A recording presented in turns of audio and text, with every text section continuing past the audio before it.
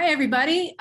It's me, Dr. Sanders, Dr. Roger Manier, and Judy Tucker. We're all back here to chat about whatever the heck is trending in technology integration this week. We are continuing from a series that we started last week, the technology integration. Last week's topic was, is it worth it? This week is technology integration. Do I know enough? So we're going to be chatting a little bit about that together. So I think we'll just get started. We're just going to try to make this as relaxed as possible. Anybody want to start? Not really. Well, okay, I'll jump in here because I know when we're working with teachers in the many districts that we work with, a lot of times a teacher will say, "I just don't know enough to do this. I don't have enough time to figure out how to do this. You know, there's just so much I need to know." You know, it's the old classic, you know, how do you eat an elephant? One bite at a time. You know, trust me, you know enough to get started using technology with your students in a way that's even more effective than whatever you've been doing for right now, wherever you're at in the continuum of almost no tech to lots and lots of tech. You know enough, and we can help you, and hopefully this vlog and the other resources we have will help you identify what is going to be really effective, what's going to be the best return on my investment of time. How can I find things where I can spend a little bit of time and get a lot of reward? And there are some things out there with just an hour or so of preparation can be used in every single lesson down the road, like posting online assignments, for example. So yes, you know enough. Don't be worried. And I got to throw out there, don't feel like you know less than every other teacher around. Trust me, some of those teachers in your building who act like they know it all, they don't. None of us know it all. I've been doing this for years and years, and almost every single day I discover something new, a better strategy, you know, more research that says this is the better way, or see a teacher in a classroom like, I never thought of doing that. So even if you think you know the least of anyone in your building, trust me, I think you probably know a lot more than you think you do, and we can help move you to the next step. Well, and I think that's important to point out. You made a lot of good points that made my mind kind of wander there.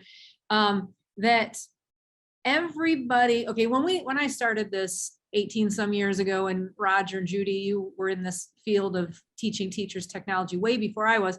But when I started a long time ago, technology wasn't easily accessible. Like when I went to college in my first teaching job, we didn't even have internet. So people weren't around technology all the time. And I was actually just talking to a teacher in this district in the hallway. And she said that when she retires, she and her husband are just going to RV it.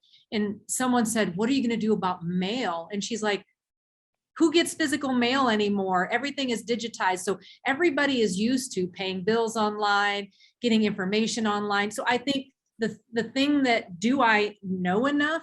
You know enough because of the way the world revolves around technology. That's my opinion. But the thing that you need to know, going along with your other point, Roger, that some people say, oh, I already know everything about technology. I know the stuff I need to know. This tool might be different. So we're introducing like 3 tools in this district: discovery learning, or discovery education experience, Nearpod, you know, and this teacher over here really knows technology well, but she doesn't know that.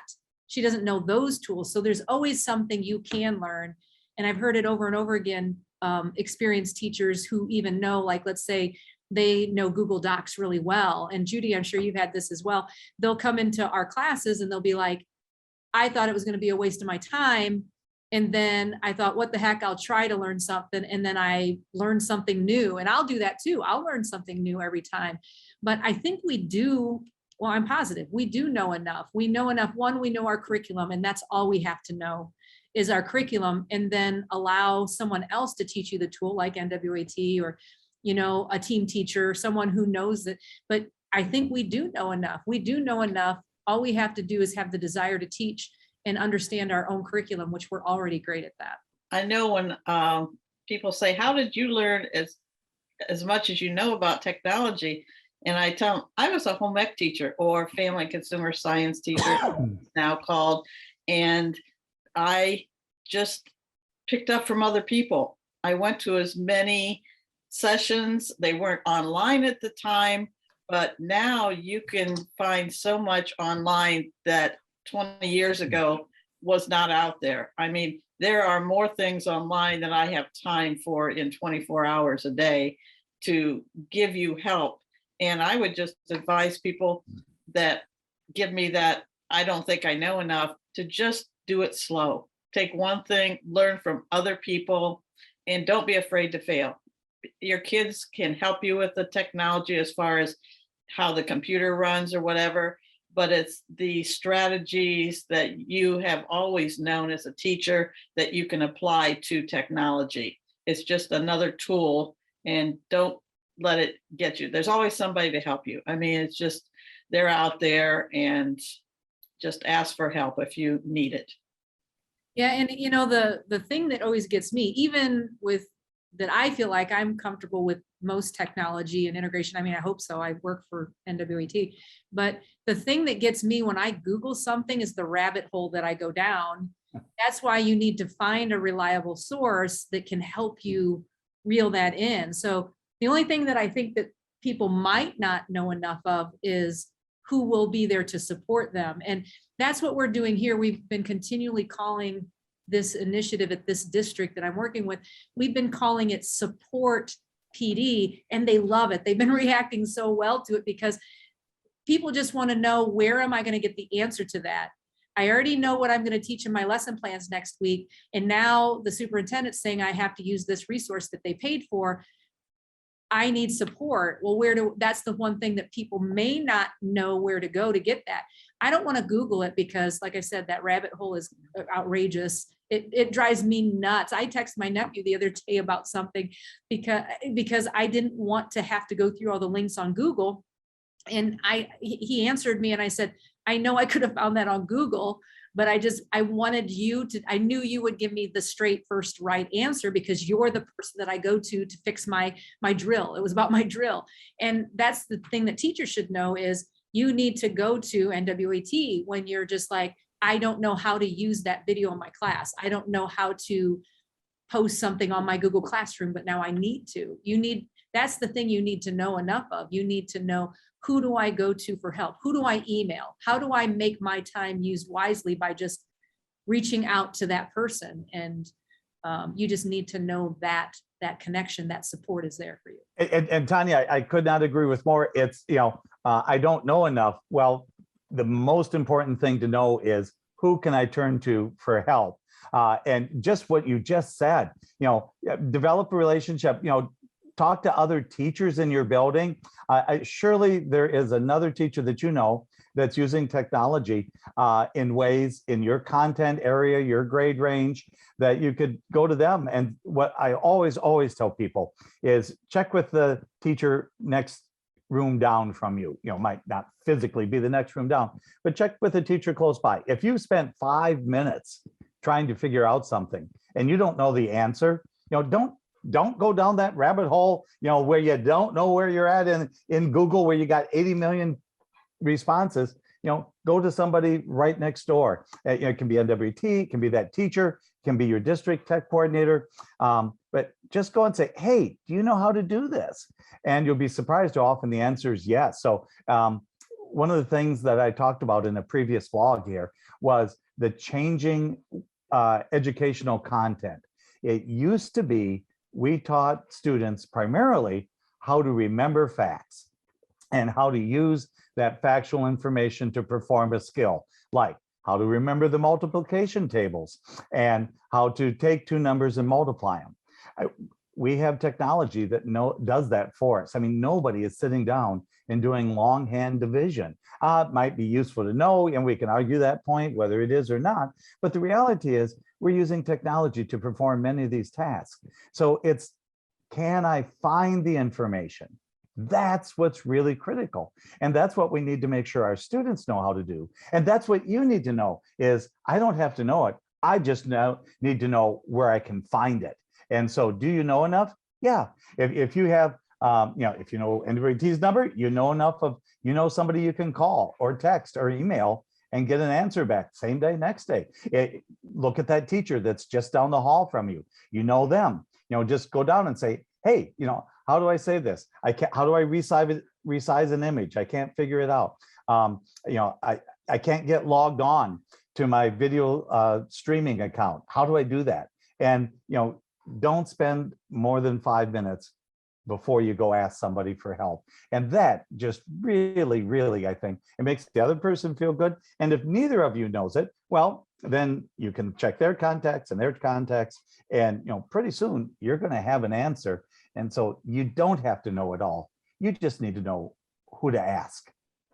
Well, I think one of the things that we can tell our members and anybody that's listening to this blog is if they just email NWOET@NWOET.org if they cannot find help next door with that teacher, that we have so many contacts. I can't believe how many emails I get with blog posts like ours, that those people will answer me. I mean, they would probably answer them too, but they may not know who they are, but they will know people that use that particular software and can put me in contact, and I can share that information with teachers if they cannot find someone at the moment.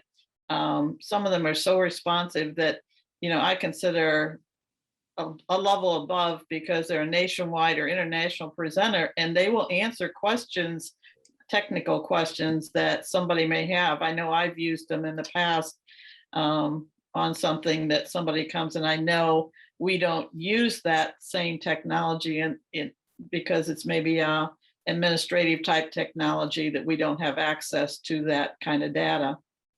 So whatever it is that you might want to do in your classroom, whatever it is you might want to use with your students, whether it's posting homework assignments or using Photoshop to change facial expressions or, pivot tables. There's a good one. I want to talk about that for 30 seconds here as a sidetrack. Just because somebody throws it out there, or just because it's on a Google certification test or some other test that you may have to take, that doesn't mean it's something you really need to know. And so it's like, wait a minute, am I really going to use pivot tables? Those of you who don't know about them, don't worry about them. You're probably never going to use these things. So think about, well, this looks confusing to me. Well, do you really need it? And oftentimes the answer is not. So evaluate, do I really need to know this thing? Okay, I'm going to learn it well enough. So I get my certificate, but I know this isn't part of what my instruction's about. And now I'm going to focus my time on the things and resources and skills and strategies that are crucial to my instruction. So do I need to know it? Do I know enough? And do I need to know it? Are two questions you always want to have hand in hand.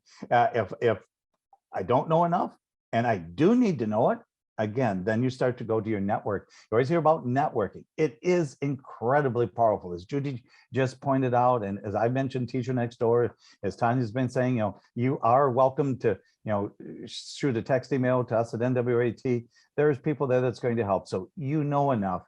If you know even one other person you can turn to, you do know enough to go to the next step in technology that's going to make it what you need to better teach our kids.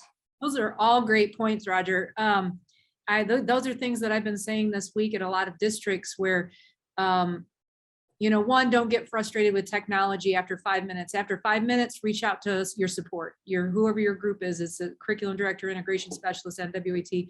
Reach out to them, get the help. Don't be discouraged for 5 minutes. Also, the pivot tables, I laugh because I've taught those before and they're awful. Yeah.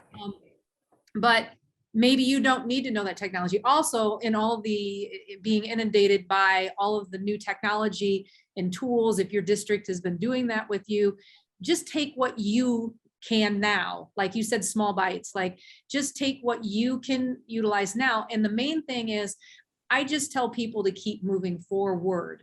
Don't be stagnant. And when you're stagnant, then you're not implementing that technology in a way that's going to benefit your students for the future. So always just keep moving forward in something. Like don't, I took over for a teacher my first year teaching, and she had cabinets and cabinets full of lesson plans that were never revised. She just continued to use those over and over and over again.